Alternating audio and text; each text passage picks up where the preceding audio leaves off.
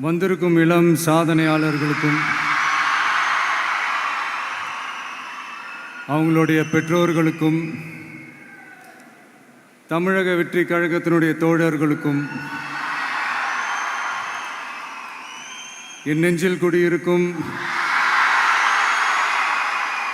நண்பா நண்பிகள் உங்கள் அனைவருக்கும் மீண்டும் என்னுடைய பணிவான வணக்கங்கள்.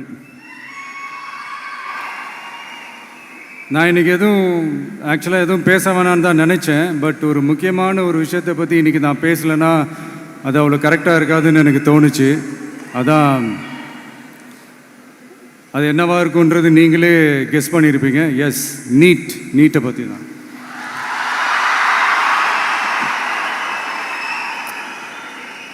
இந்த நீட்டுன்றது பார்த்திங்கன்னா நம்ம தமிழ்நாட்டில் இருக்கிற மாணவ மாணவிகள், குறிப்பாக கிராமப்புறத்தில் இருக்கிற ஏழை எளிய பிற்படுத்தப்பட்ட, மிகவும் பிற்படுத்தப்பட்ட மற்றும் தாழ்த்தப்பட்ட வகுப்பினை சேர்ந்த இந்த மாணவ மாணவிகள் எல்லாருமே ரொம்பவும் பாதிக்கப்படுறாங்கன்றது தான் ஒரு சத்தியமான ஒரு உண்மை. இந்த நீட்டை பற்றி ஒரு பிரச்சனையாக நான் பார்க்குறது என்னென்னா, ஒன்று இந்த நீட் இந்த மாநில உரிமைகளுக்கு எதிரானதாக இருக்குது. நீங்கள் 1975க்கு முன்னாலே பார்த்தீங்கன்னா இந்த கல்வி மாநில பட்டியலில் தான் இருந்துச்சு. உங்கள் எல்லாருக்குமே தெரிஞ்ச ஒரு விஷயந்தான். அதுக்கப்புறமா தான் அது ஒன்றிய அரசு வந்ததுக்கப்புறம் அது பொது பட்டியலில் அது சேர்த்தாங்க. எனக்கு தெரிஞ்சு அதுதான் ஒரு முதல் பிரச்சனையாக ஒன்று ஸ்டார்ட் ஆச்சு. ரெண்டாவது பார்த்தீங்கன்னா, ஒரே நாடு, ஒரே பாடத்திட்டங்கள், ஒரே தேர்வு. இது பேசிக்காகவே அந்த கல்வி கற்கும் அந்த நோக்கத்திற்கே ஒரு எதிரான ஒரு விஷயமாக நான் அதை பார்க்குறேன். ஒவ்வொரு மாநிலத்துக்கு ஏற்ற மாதிரி அந்த பாடத்திட்டங்கள் இருக்கணும்.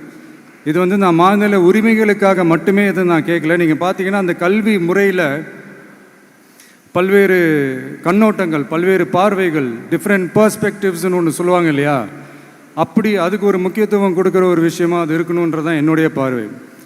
Diversity is a strength, it is not a weakness. பன்முகத்தன்மை அப்படிங்கிறது அது ஒரு பலமே தவிர பலவீனம்னு சொல்ல முடியாது.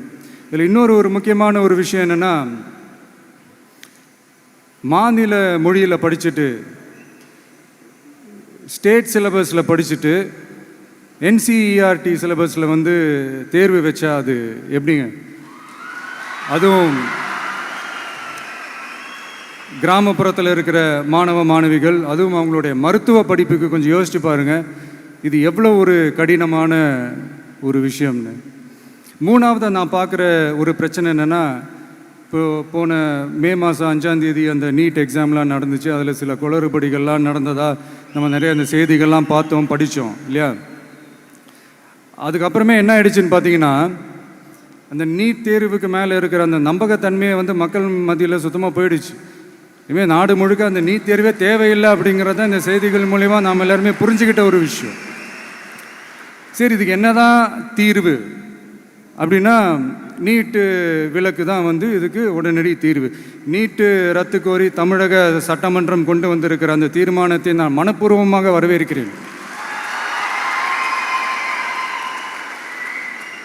இதுக்கு அந்த ஒன்றிய அரசு அந்த காலதாமதம்லாம் எதுவும் செய்யாமல் தமிழ்நாட்டு மக்கள் அவங்களுடைய உணர்வுகளுக்கு மதிப்பு கொடுத்து இதை சீக்கிரமாகவே இதை சால்வ் பண்ணணும் அப்படின்றதான் இங்கே நான் கேட்டுக்கிறேன். சரி, ஓகே, இதுக்கு நிரந்தர தீர்வு தான் என்ன அப்படின்னா, அந்த கல்வி பொது பட்டியலேருந்து மாநில பட்டியலுக்கு கொண்டு வரணும். ஒருவேளை அதில் ஏதாவது சிக்கல்கள் இருக்குது அப்படின்னா ஒரு இடைக்கால தீர்வாக இந்த இந்திய அரசியலமைப்பு சட்டத்தை திருத்தி ஒரு ஸ்பெஷல் கன்கரண்ட் லிஸ்ட், சிறப்பு பொது பட்டியல் அப்படின்னு ஒன்று உருவாக்கி அதில் கல்வி மற்றும் சுகாதாரத்தை அதில் சேர்க்கணும்.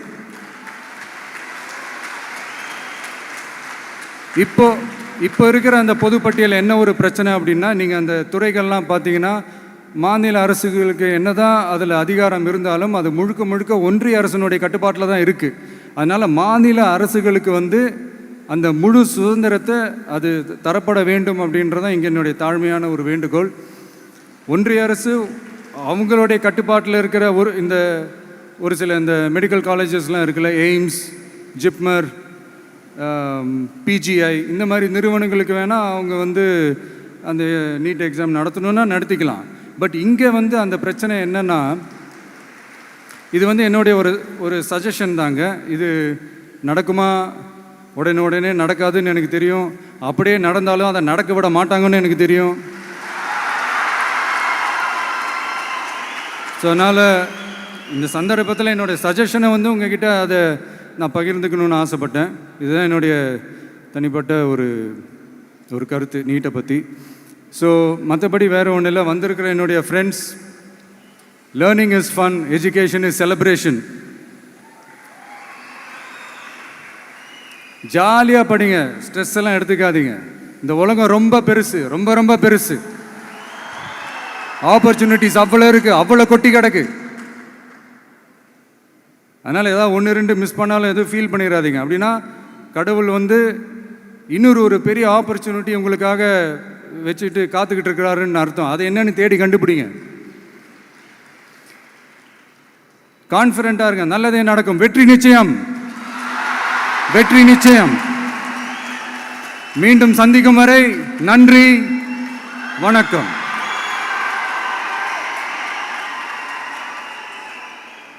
ரொம்ப அழகான விஷயங்களை எங்கள் கூட பகிர்ந்த நம்மளுடைய தமிழக வெற்றி கழகத்தின் தலைவர் அவர்களுக்கு எங்களுடைய நெஞ்சார்ந்த வாழ்த்துக்கள்.